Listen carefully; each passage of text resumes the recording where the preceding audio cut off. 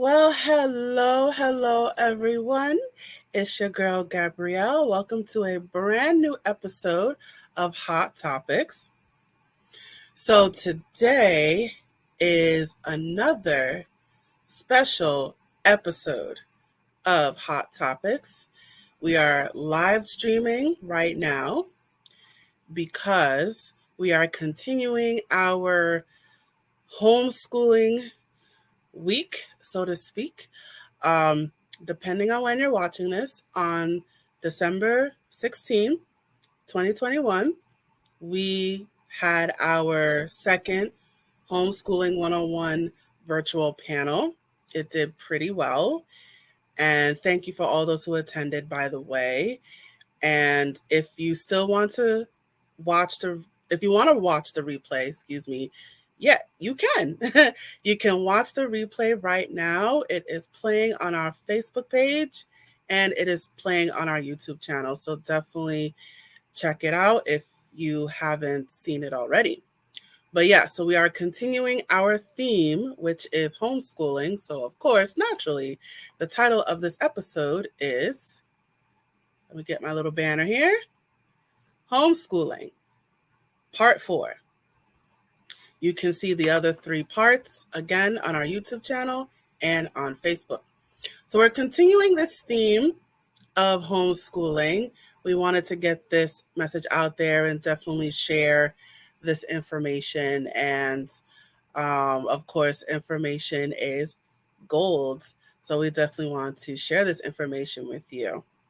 So if you're not familiar with our web series, this is the web series where we talk real talk about things that are steamy. So things that are steamy in education, employment, physical health, mental health, finance, the world around us, current events, everything that we like to talk about in our purview. Of course, we like to stay in our zone, but whatever we like to address, we like to do deep dives into it, and we like to get real, and we like to get steamy. So that's what this web series is all about.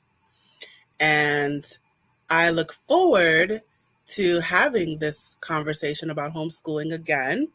And I am going to talk about my guest for today. And I forgot her little banner, but her name is Diana Kluwin.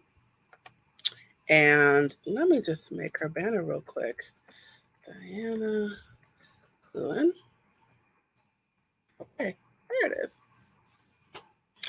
So let me talk about my guest who is going to help me with this conversation.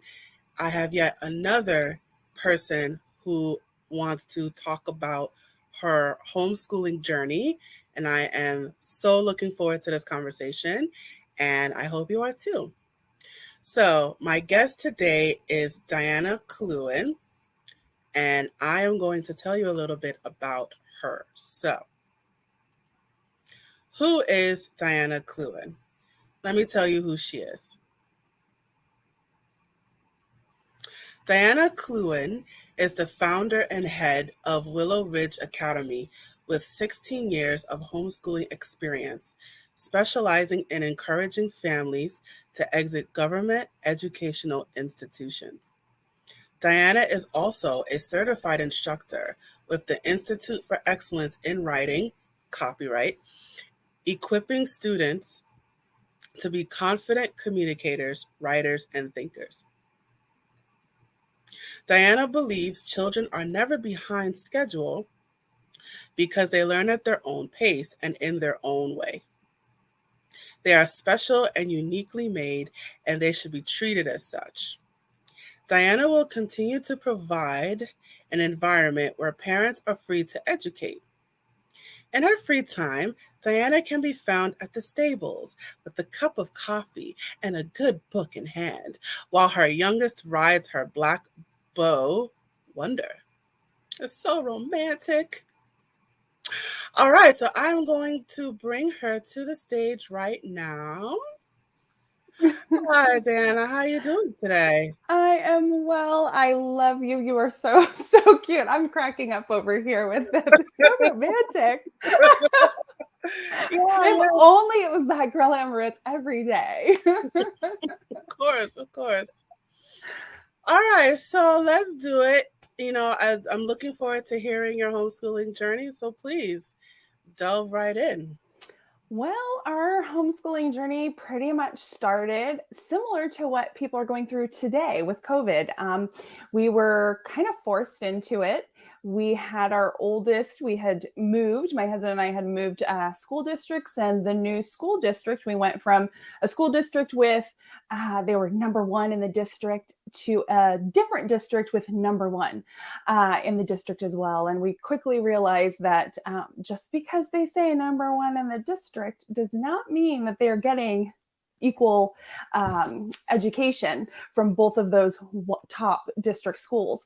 And so my son was we moved into this school system and he was just really struggling. So we put him in a private school, and with money we did not have.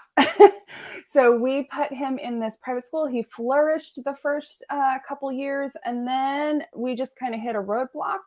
And the teacher, kind of convinced us that he had a bunch of learning disabilities. And so my husband and I were single income family. He is active duty military at the time, and we fork out over $1,000 of money to get our son tested, because we were basically convinced that there was something wrong with him and that he couldn't comprehend things that he was told, and that he must have a lot of learning disabilities.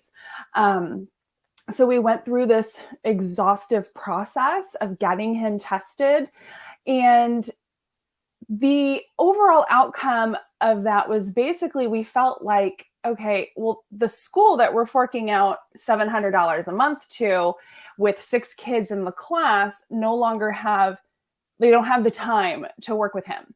So we would have to pay outside of the school to have assistance. Well, how many hours in a day does one person have? And I'm watching my son when I work with him at his homework for 4 hours a day for a 4th grader, which is insane, completely insane. I'm working with him and I'm not seeing these struggles. I'm seeing him just need me to explain it, take about 2 extra minutes a day to explain the curriculum to him in a way that he can understand it. And so my husband and I had long conversations about, gosh, what are we going to do? We can't afford all of this testing. I'm not seeing what the teacher is apparently seeing. I don't believe that he has comprehension problems. I believe it's just a way of communication. I think there's a communication break that the teacher cannot communicate to him in the way that he understands, or either she's not capable of it, or she didn't want to put the effort in, or didn't know how to, whatever it might be. So my statistical military husband decided to do quite a bit of research, and kind of came home to me and was, you're spending 4 hours a day with him. I really think we should homeschool him. And I just was like, are you insane? No, no. I have a background in a very lucrative sport, and my interaction with homeschoolers was when I was a child. And this interaction was very much like, yeah, no, I don't want my children to end up this way, which was very different than the truth. Those were a select few of homeschoolers. They were not this all norm, right? Everybody's different. There's great ones, there's bad ones, whatever.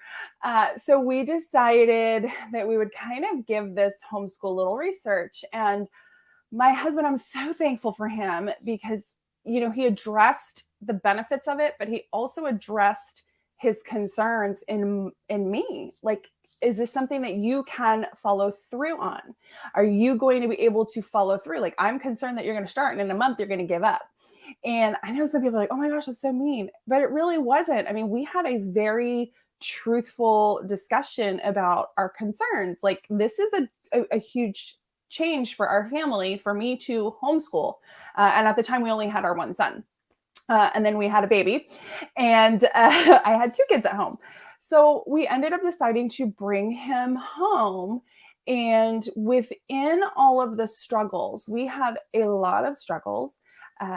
We really didn't know a lot of homeschoolers. I did not take the time to really research. We just kind of jumped in really fast without a lot of thought on my process of like, hey, are there groups that I can have some support? I didn't even think to look there. So needless to say, our first year was very difficult. We had a lot of tears, my son and I, because my husband was deployed. I'm still like, yeah, first year, husband's gone. Great. But we pressed on. We had one curriculum, one person that told us, like this was the curriculum to do, and don't, just use it and go forth and do good things. And we cried a lot. We had a lot of nights that my son and I just kind of held each other and just cried because it was hard. We didn't have anyone and it was new.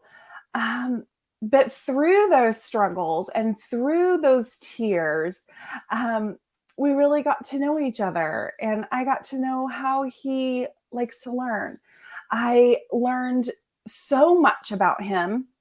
And I feel like even though that was a scary year for us and a tear-filled one, at the end of it, we saw an abundance of fruit. Like we saw an abundance of fruit produced. And I say that because I doubted myself so much that I said, okay, let's go get him tested. I want to get him tested to make sure that I have not hindered him. And my husband was like, well, how do you not know like what he was learning? You were working with him. And I said, oh no, I know. And I really feel where the curriculum failed him. And I know where he struggles now. And now I know that I can help him. But I really want that validation of, okay, I know exactly what I'm talking about. Because I doubted myself. The whole world tells you you're incapable of educating your children. So I let that lie sink into my head. And I just kept going and kept going and kept going. And we had him tested. And we got the results. And I remember the first time actually crying tears of joy instead of tears of frustration, because everywhere that I felt he was having a little bit of a hard time is exactly what the test told me. And all the places that I felt he was succeeding, that test told me. And it wasn't about him being a success. That's not why I had him tested. I tested because I wanted to put myself to the test and see if I really am not capable of doing this. Can I truly do this?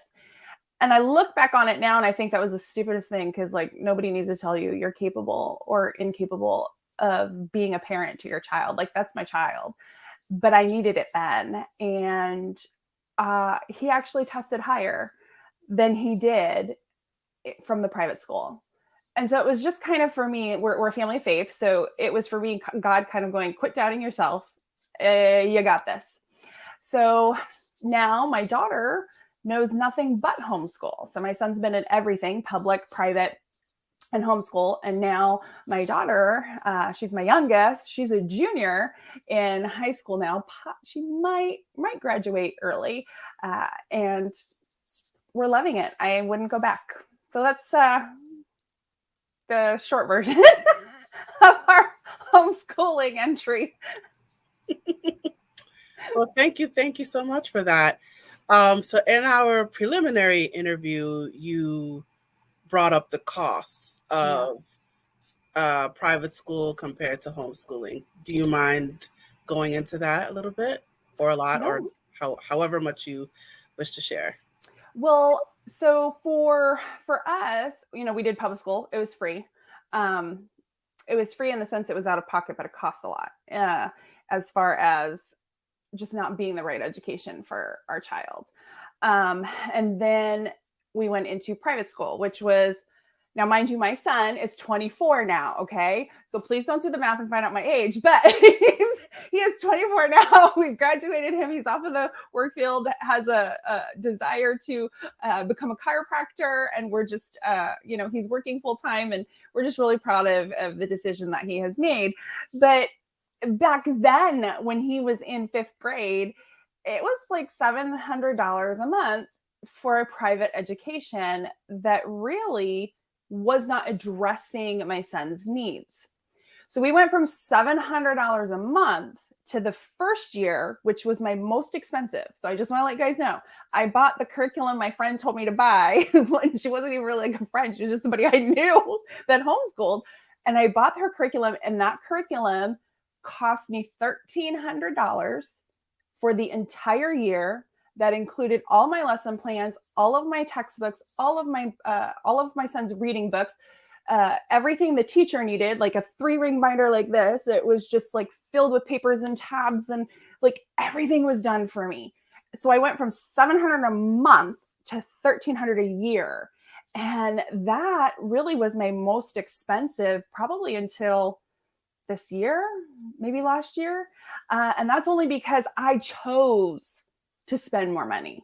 So homeschooling is really beautiful financially. Don't let people tell you, oh, well, it's so expensive. It's really not. I don't look at my child as an expense. I look at my child as an investment. I'm investing in my child's future, and you can invest in different ways. So you don't have to invest a ton of money. There are curriculums out there that you can get for free. You can borrow curriculum from people, or you can go and, spend thousands of dollars if you want to. It's really up to you, the parent. You are in full control of your budget and how much you spend. And I know for like the next 5 years after that, I know that I was homeschooling, and each year it was less and less expensive. So the only reason why now it's a little more expensive is because we chose to dual enroll my daughter with a private university. And so those courses are a little bit more expensive. But we have the finances now to do it where we wouldn't have back then. But my children were successful regardless of what the dollar amount was for the curriculum. So I hope that answers your question. Yes, thank you. And just a quick note, I see we have some viewers. So this is live, and you are welcome to leave any questions or comments in the chat for those of you watching right now. And if you have any questions for our guest, please feel free to ask them, because this is an interactive episode. So, Diana, you brought up dual enrollment for your daughter.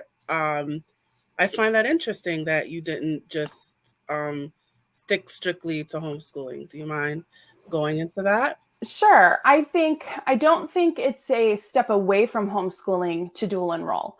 Traditional homeschooling, is the parent is in 100% authority of their child's education.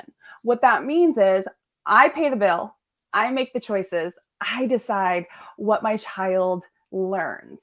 And we felt that, hey, let's dual enroll. It is possible for your homeschooler to graduate high school with an AA through dual enrollment. And so depending on what your child's future is, that's what you should make your decisions on. So I'm not relinquishing authority by dual enrolling. I'm not pulling away from homeschooling because I'm dual enrolling. Dual enroll is a way for me to help my student get ready if they choose to go to college. So my philosophy is prepare your children for college, but encourage them to go to a trade school or go, whatever their passion is.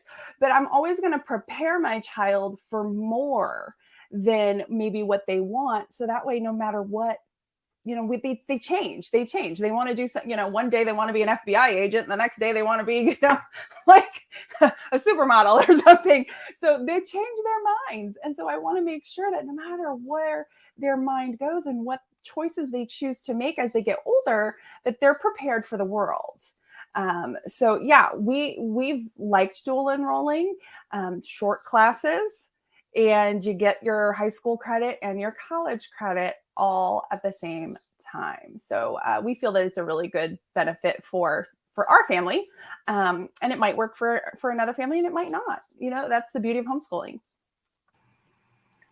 So tell me how you organize your day then, or how your daughter organizes her day for the dual enrollment.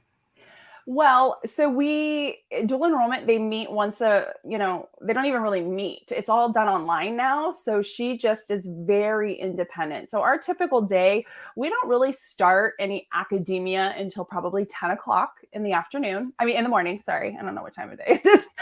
10 o'clock in the morning.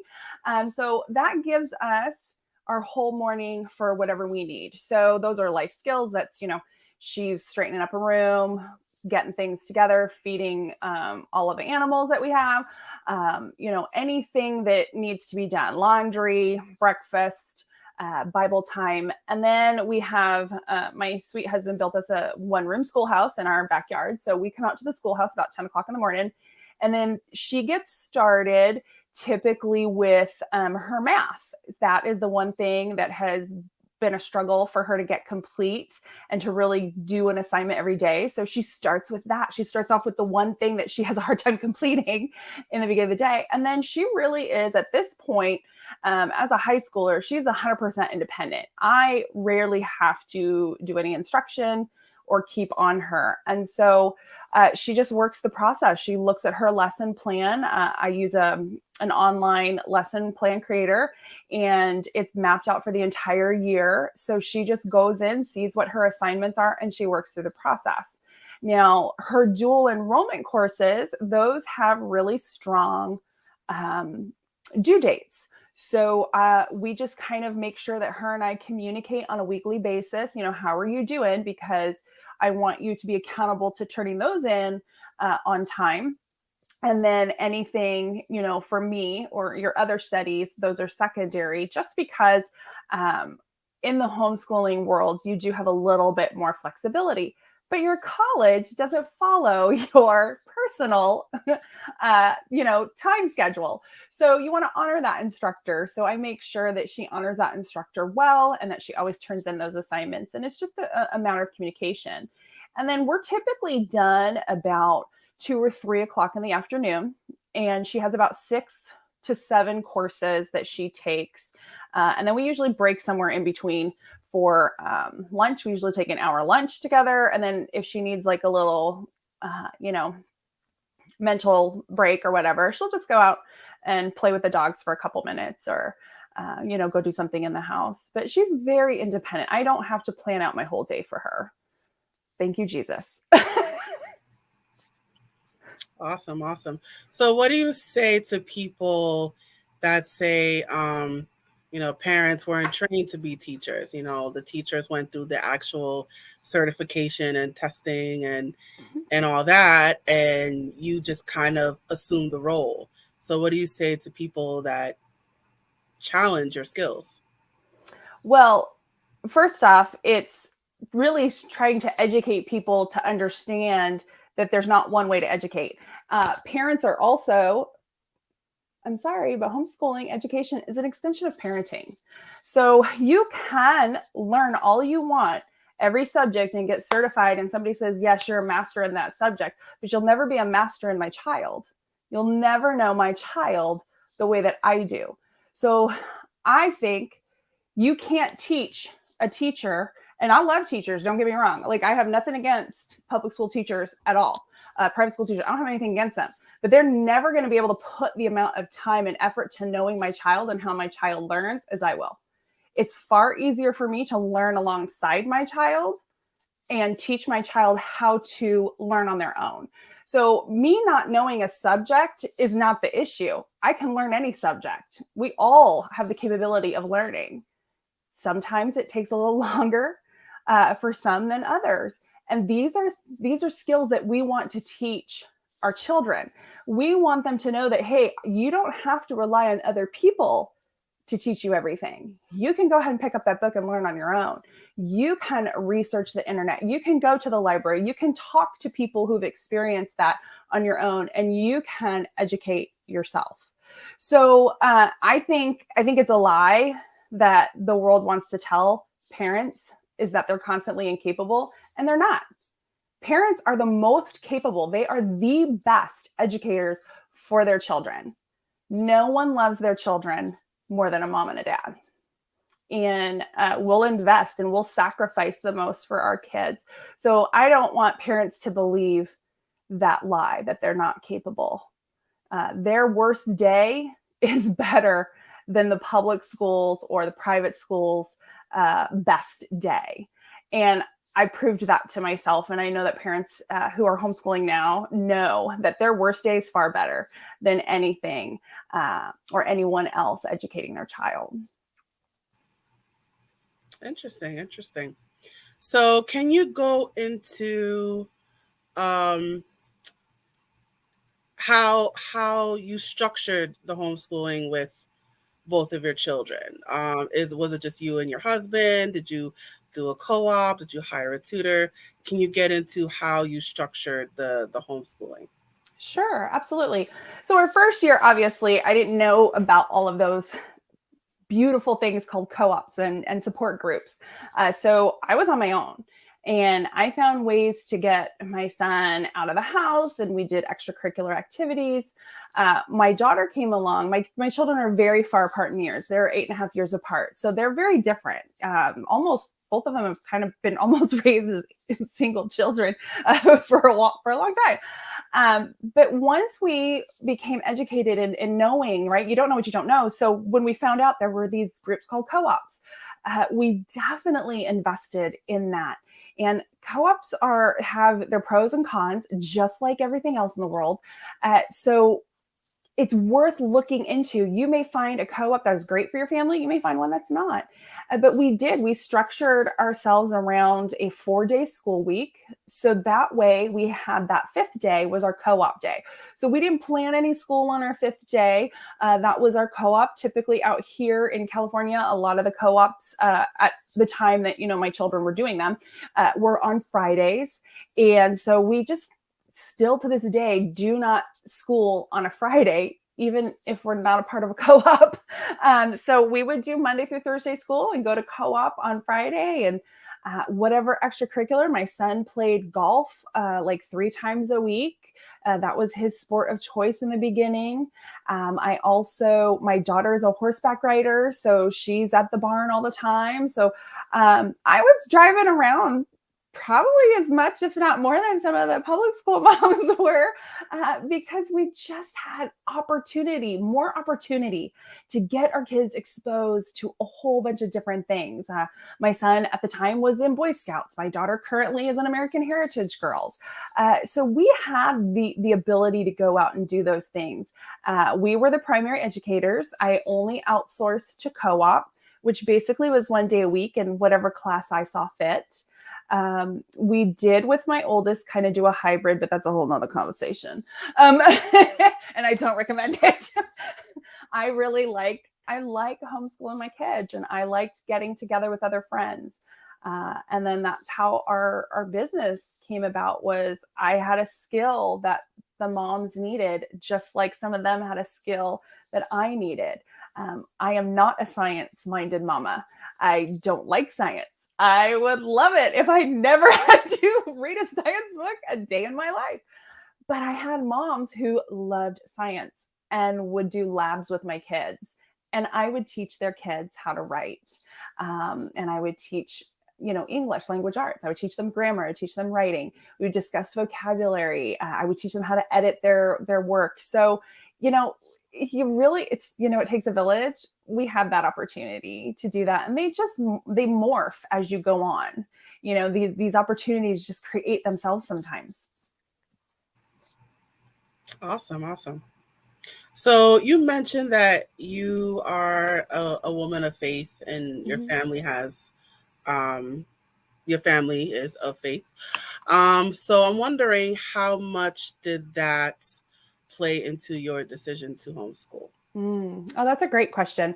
So I am a vastly different homeschool mom today than I was when I started. When I started, it was really, if I'm going to spend 4 hours a day tutoring my son, I might as well just homeschool him. It was very much, a flip it attitude. It was not, at the time, I did not see it as God working in me.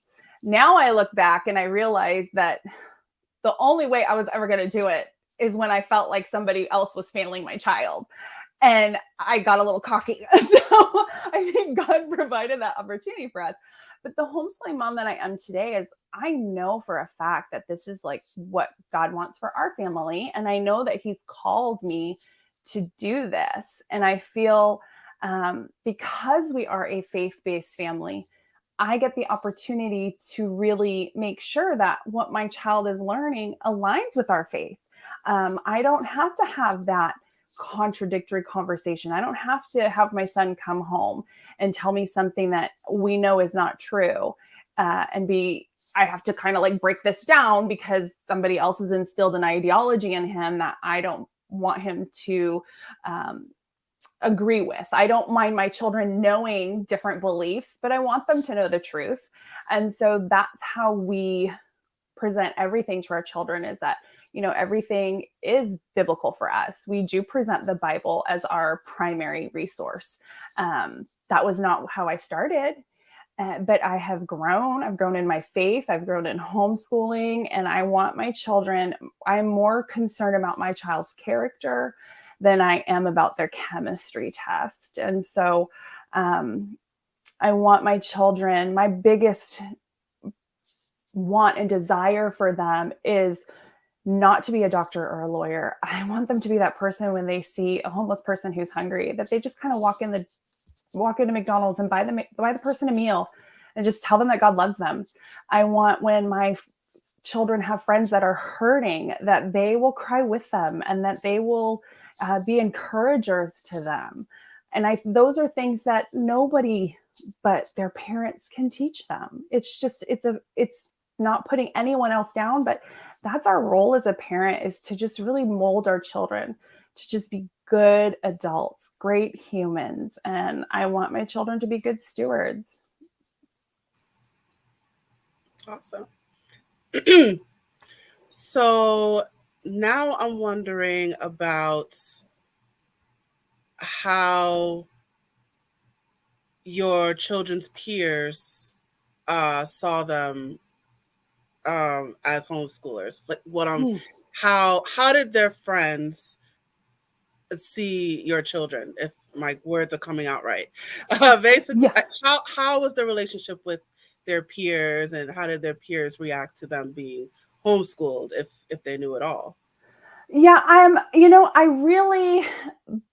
it wasn't really like, oh, that's weird. That just really wasn't the feeling. Most of the time the kids were a little envious just because my kids didn't have to get up at 5:30 in the morning. They didn't have to get up at 6:00 and be out the door at a specific time. My kids were sleeping in. I have one that is an early riser, one that stays up late. So I really feel like they didn't struggle with friends. In fact, I think they were a little bit, and they still are, a little bit more cautious or inquisitive to picking the right friends. I know my daughter, as she's 16, she's 5'9". She's very tall. She's always been the tallest. And really, the way that people look to her is, a lot of the girls in her like American Heritage Girls troop look up to her because she is kind. And she loves everybody. She's not cliquey. She's not a bully. She's, just who she is. And she loves other people. So I think people have this stigma that like homeschooling kids are like really weird. And some of them are. But so are public school kids. Like we all have weird people. But I think the diversity that's been there, we're a very outgoing family. And the fact that some homeschooling families aren't, they're a little more introverted, that allowed us to really learn more about other people too. So I don't see anything like, I never saw anything negative. I saw more so probably they wish they could be my kids, because they outside, they thought they had it easier.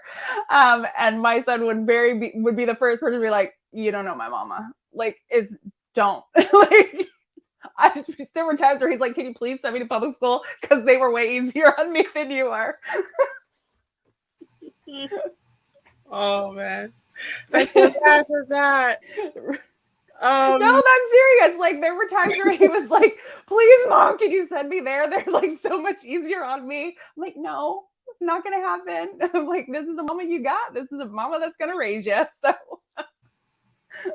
So now that leads me to my next question. I guess my concern about homeschooling is it's like the home life and the school life are merged together. So how does the child differentiate between you, the mom, and you, the teacher? And um if how do I explain it? Like if if you're grounding them, for example, are you grounding them as the teacher or as the mom? And is it like, oh, you didn't do your homework, so you're well, I don't know how you are with discipline, but just I guess this kind of my concern about it is how do you separate you, the mom, and you, the teacher? That's a great question. And you don't, because education is an extension of parenting. So as parents, we have this already natural tendency to teach our kids. I mean, we teach them how to walk. We teach them, about the color, right? I mean, I taught my child colors. I don't know. I'm pretty sure every parent has taught their child what color is red. So we are constantly teaching them. And I just want to give a shout out to all the mamas who are in that potty training field. If y'all can do that, you can homeschool. So good on you. But it's not separate. And, but that's how the world has kind of categorized, right? There's parents and then there's teachers. No, they're one and the same. It is literally an extension of parenting. We are constantly training our children. We are constantly disciplining them. And discipline is not a bad thing. It's a good thing. Like that is an extension as my faith. That is discipling. I'm discipling my child. So there is no separation for us. It is mom, dad is dad, and it is what it is. So it's not difficult. And I'm, like some people have accused me of being too strict. And I'm like, well, no, there's no such thing. So we do discipline. I mean, we're a military family. So we are very much, like A, B, and C. Like this is how it goes. But it's not without grace. It's not without love. And all of those things go hand in hand. We're a family. We don't put parts of us in a box. Interesting. So in so in your entire experience with homeschooling, did you ever have any doubts or self-doubts or something like, maybe any regrets about it or any there's those feelings that haunt you? So did you have anything like that in your experience? Well, sure. I'm human. We all have that. I mean, I've been homeschooling for 16 years and there are days that I still doubt. Like there are days where I will doubt my ability. I will doubt that I'm making the right decisions. But that's not the truth. And so for me, because my faith is so strong, I know that that's the enemy's way of trying to crush the goodness that is happening in our family through this avenue of homeschooling. But yeah, I mean, everybody's going to struggle. We're all going to doubt ourselves. I mean, it's human nature to think that we can't do some things, right? And we can't. There are some things we cannot do. There are some things that we cannot replicate. I mean, I'm not going to be able to have this gigantic, football field for my son to play football. I mean, it's just, I can't do that. Okay. So how do we get him to play football? You get to learn how to do things differently. And absolutely, I mean, you're never not going to struggle. Homeschooling is not perfect. It's not easy. You are going to have good days. You're going to have bad days. But the one thing that should keep us all going is that even in those struggles, our kids are going to flourish and we're going to get to know them in such a way. I have amazing relationships with my children and we've had some really tough struggles. We've had some some, pretty hard things happen as a family, but I get to walk with my child through that. And I get to learn with them, and I get to just be their encourager. I get to, I'm never going to go to my grave thinking I haven't spent enough time with my kids, because I've been with them the whole time. And I get to really just, sometimes it's really the coolest thing to be outside the fishbowl and just watching your child grow and just observing them and seeing the person that they're becoming minute by minute, day by day. So those moms who think that they're never going to struggle, or those moms that tell you that, oh, it's so easy, they're lying. It's not, but parenting isn't easy. It's not. It has great days.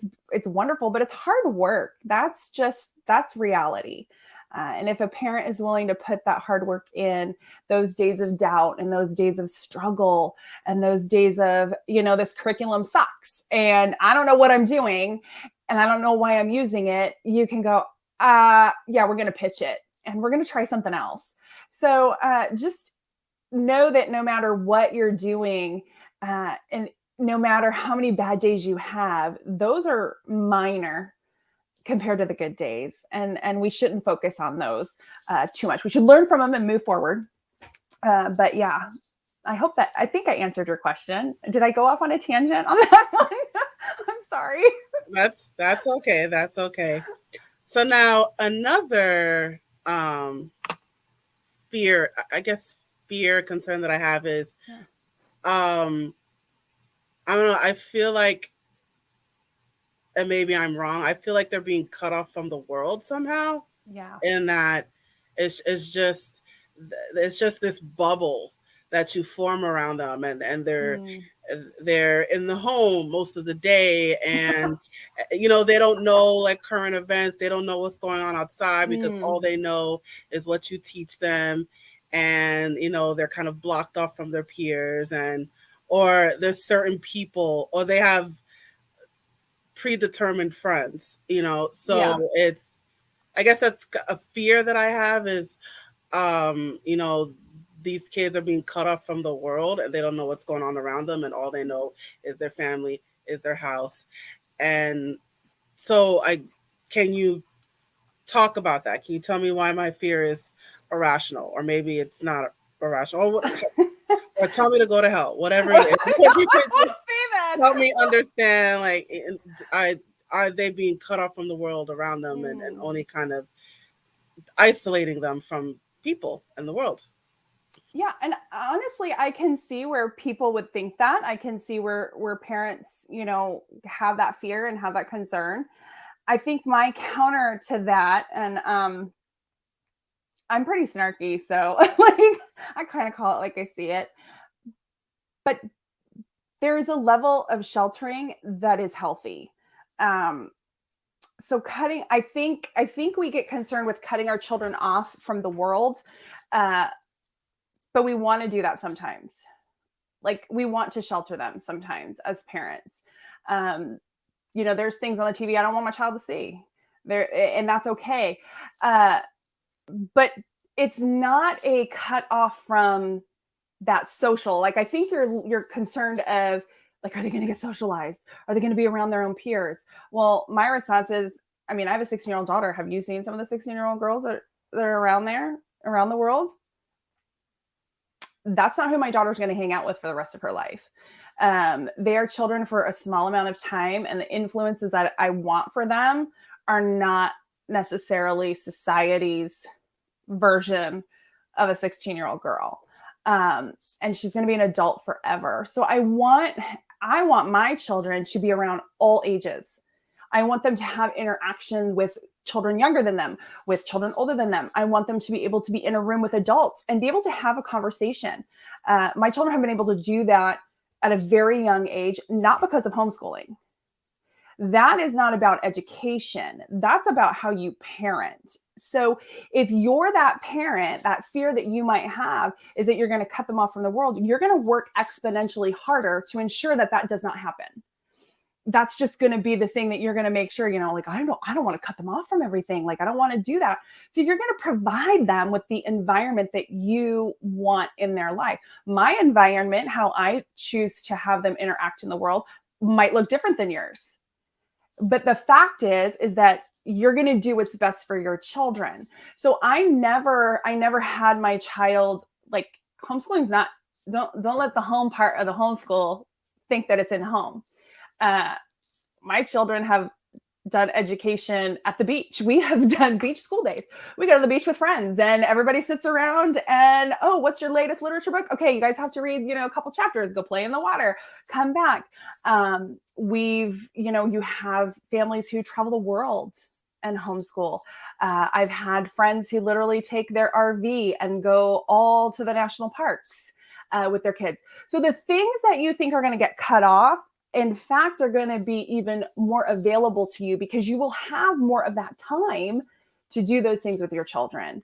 For current events, your current event concern, I think this is the best environment for those current events. Those current events you can speak into your child the way that you want to speak into your child about that current event. So it's hot topics. How hot topic can I go? Like, Go as far as you want to go.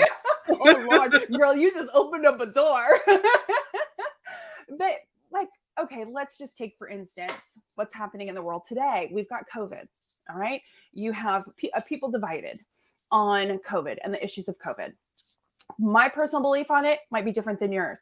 Let's sit down you get to sit down with your kid and talk to them about what's going on in the world. And you're not letting a whole nother entity or person sway them from your desire and your belief on this particular issue. So if you have them in the school, they might get current events, but they're going to get one side. They're not going to get both sides. They're not going to be able to have these discussions or opinions. I mean, we've seen it on YouTube, videos of people disagreeing with a teacher, and God forbid the student disagrees with the teacher and the teacher calls them names and bullies them. Like, that's not going to happen in your home. I would hope. I would think most parents are not going to do that to their children. They're going to go, oh, why do you think that way? Oh, I never thought about that. Well, can you back that up? Right? We're going to give them the ability to think. We're not going to tell them what to think. So these hot topics that happen, like in our family, yeah, COVID is a virus, but there's no fear in our family. None of us are afraid to get sick. Our family doesn't. Our family doesn't put a mask on. Like, that's just the way that it is. We haven't. But that's not for another person to tell my child to do that or not do that. Just like I would never tell your children to do something that goes against your family. But that can happen in a school. So you have the opportunity to do these things with these, hot topics, these things that are happening in the world. I mean, you can have these discussions with your children in such deep ways that they will grow and they'll be appreciative of the fact that mom and dad took the time to discuss those and let their opinions be heard. So it's just a different environment. It's not, you're never going to replicate the public school at home. I tried it and I failed because that's not how home works. That's not how the family, the nuclear family, the mom and the dad, that's not how it works. That's not how a single mom raises her kids and puts her schedule together. That is the public school, not the family, and whatever family that looks like. Did I answer that one too? Yes, you did. Beautiful. I'm trying. You're asking me some really good ones. I'm like, ooh, I like her. Absolutely. Thank you so much for that. I hope it encourages you. I hope you don't have fear, because don't let the fear get you. If you know that this is the right thing to do for your family, girl, put your big girl panties on, get your cowboy boots on, and go for it. You will succeed. You love your babies more than anybody. You'll do it. All right. Awesome. All right. I know we're having a lot of fun, but we got to start to wind things down. So do you have any final advice for the people watching? Any words of wisdom you'd like to share? Sure. I would just say, don't live in fear. of stepping out into something that's not known to you. Homeschooling is a humongous blessing to your family. It's gonna open up probably some hard times. I mean, I see a lot of things right now happening on Facebook group pages where parents are like, this isn't working, or arguing all the time. And remember that it's not the academia. Just put it away. Get to know your kids. I mean, it's hard when you pull your kid out of a public school. They've been there for 8 hours a day. You're not there. You're not discipling them. You're not encouraging them. You're not scolding them when they're misbehaving. You're not able to do those things. And so now you're doing all of those things. Give yourself a break. I mean, mamas, you don't have to be perfect. All you got to do is just love your babies. And no matter how old they are, they're always going to be your babies. And you're always going to want what's best for them. I mean, mine doesn't even live at home anymore. And I still want to be that person that he calls when he needs a little advice. And I'm glad that he loves me enough to do that every once in a while. But yeah, just go easy on yourselves. You don't have to have all the answers day one. I've been doing it for 16 years and I don't have all the answers now. And that's okay, because you're never done learning, and you're going to learn right with your kids. Your kids are going to be okay. Your kids are going to be amazing adults. You're not holding them back. They're never behind. They're never ahead. They're exactly where they're supposed to be. They're exactly where God wants them. And if you love them and you just trust that you know what's really best for them, because you do. You know better than me. You know better than the world. You know better than any teacher that's been teaching them. You know what's best for your kids. So hopefully you can keep that as your mantra. I know what's best, and I love my babies. And if that's the only reason you're homeschooling, that's okay. That's all you need. That's the only reason you need, is that you love your kids. Awesome. Thank you so much for that. And thank you for joining me today for this episode of Hot Topics. Let me put up your little banner here. Thank you so much for having me. I appreciate it. Yeah. So, you guys, Diana Kluwin, her contact information is scrolling below right now. Visit her online or email her if you have any questions. And you have a business. Can you talk about your business?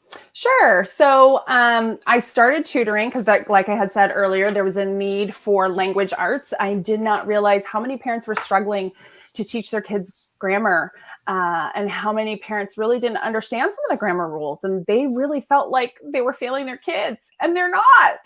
I still have to look at the grammar rules, and I've been doing it a long time. So I started tutoring, and then that kind of morphed into when COVID started. Parents were immediately wanting to pull their kids out of school. Like, there was no questions asked.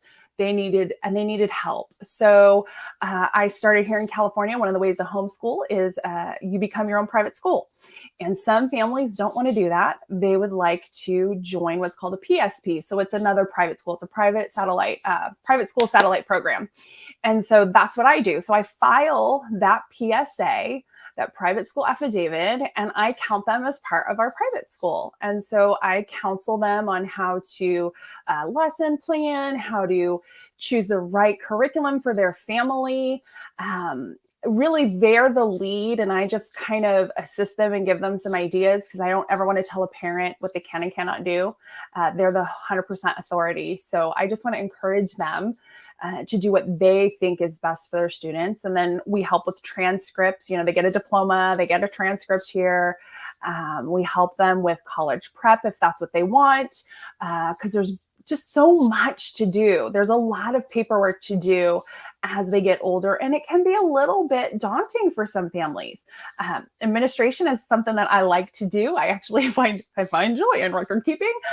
So I will do that for other families, and we're growing. We have several online courses, and then we're opening up to in-person as well. And hopefully next year we'll have a lot more teachers and more classes that we can offer in person and online.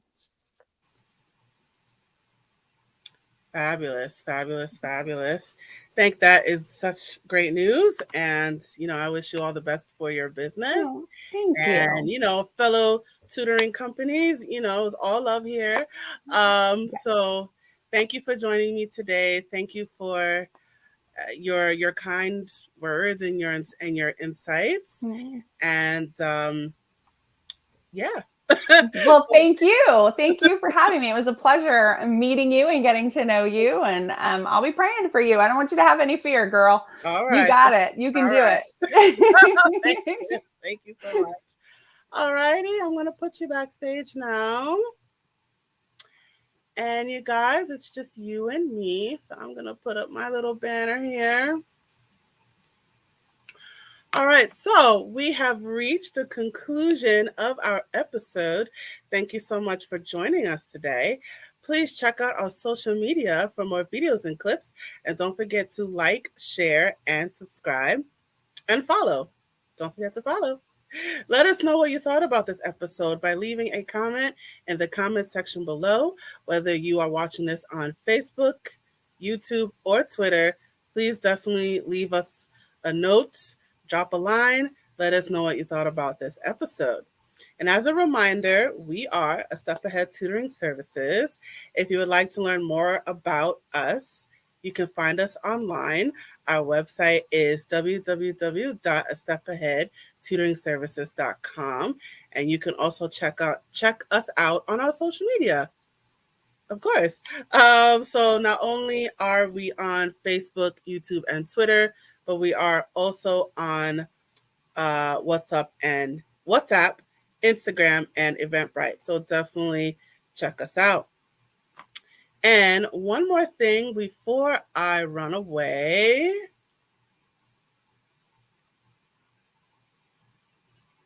We are also seeking financial contributions to our crowdfunding campaign on ifundwomen.com.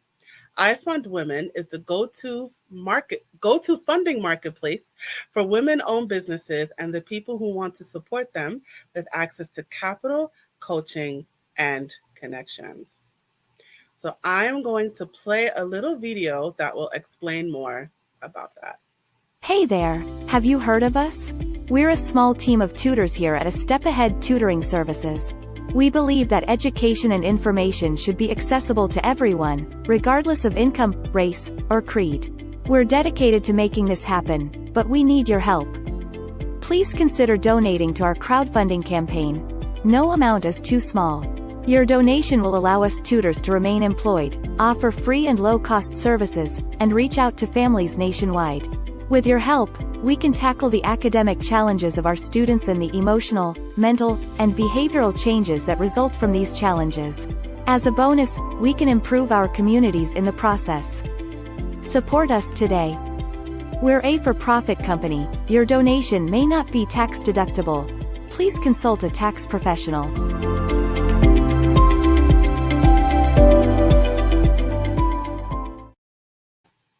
Yes. So any contribution you can make to our campaign is much, much appreciated, and no amount is too small. All right, so that is it for our episode. Thank you so much for joining us. I look forward to seeing you next time. Signing off.